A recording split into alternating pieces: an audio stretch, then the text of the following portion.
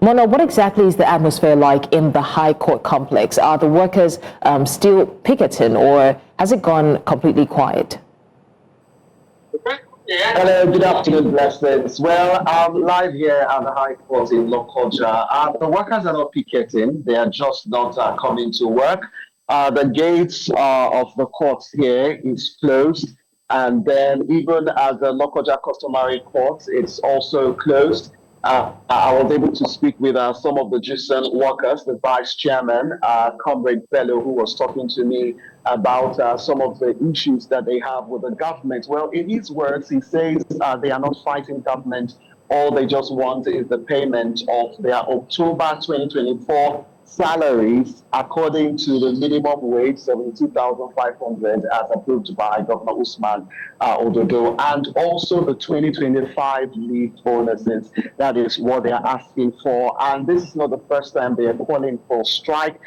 Recall the last time they called it off due to the governor's response to, tackle some of the wages that still owed to them, and the promise was that they were going to pay, but the comrade Wamako, who is the state chairman for JUSN here in Kogi State, yesterday they made the decision to go on this indefinite strike. I had reached out to him earlier, but he says he's not in town. They're having next meeting, and of course, later on, perhaps I'll be able to give updates on the situation of things so far. But right here, it's all calm, it's all quiet, just security operations that you can find here at the courts in Lokoja. Back to you, blessings. And the strike was suspended last month after promises from the governor himself. What specific commitment has the government failed to keep that forced JUSN to resume this strike action?